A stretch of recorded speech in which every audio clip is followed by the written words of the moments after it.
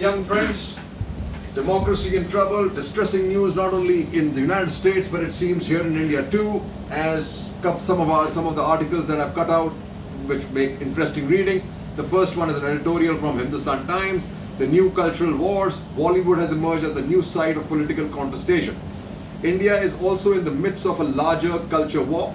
The political right, which believes it is through culture that society and eventually politics is shaped, appears to view Bollywood as representative of the ancient regime, with its focus on pluralism and the presence of liberals as well as Muslim figures. This is tragic, we can see it all around us. The effort appears to be to delegitimize existing Bollywood power structures and create a parallel, more pliant nationalist industry which will shape ideological and cultural consciousness as desired by dominant political actors. What they're going to do is kill the goose that lays the golden eggs in terms of global soft power. This will be the stupidest thing that the cultural right is trying to do, because India would lose all its presence all over the world, just like the US Hollywood drove a preeminence for the United States. So is what the Bollywood does, because it's free and fancy free. Another distressing news: freedom of speech is being mauled. Vital distinction between free speech and sedition is being lost sight of by establishment. So, former Supreme Court Judge Madan Lokur flagged the rising trend of governments weaponizing sedition laws to silence critics while delivering the annual B.G. Verghese Memorial. Sedition, law of yesteryears, should have gone with the British, but we continue to stay there because now instead of the British we have our own rulers, right? That's what they like to rule. They don't like to serve. They like to rule, right? Another distressing: governor mocks CM as secular. Udhav reminds him of his oath of office. I mean, what is happening? Governors, they're supposed to be above all this, right? I think the governor's post is anyway at a sell-by date. He should be elected actually. And to that, Shock Pawar writes to PM on governor letter. Maharashtra BJP Neta and workers try to force their way into temples. Udhav, do you agree with secularism of constitution? Of course we all do, but obviously the BJP governors don't, right? Then it goes, Udhav, governor in letter war over place of worship.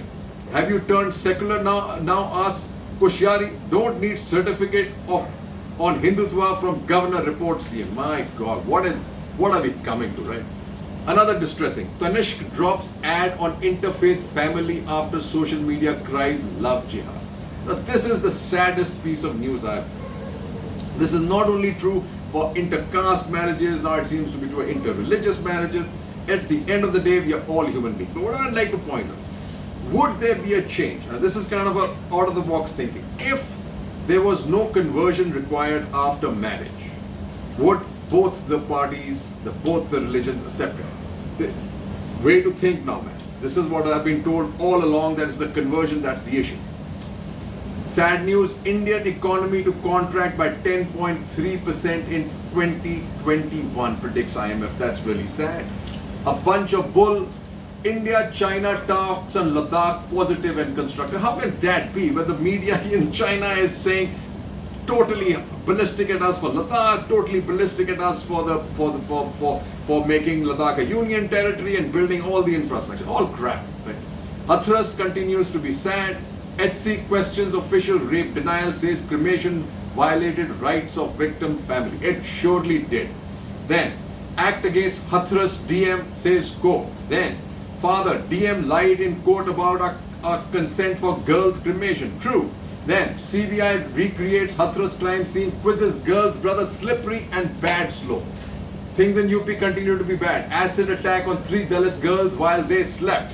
Government to review Vodafone tax, row outcome, sad, sad, sad. Not to do it, sovereign right to tax. Government may not implement international tribunal order on water. Stupid. Why Farooq Abdullah is wrong? Absolutely wrong what he says. Mehbooba release after 14 months, very, very good. About time. Holes to be plugged, commuters face double trouble on Delhi's road. Waste of money by the NCNA and PWD. Good day, folks.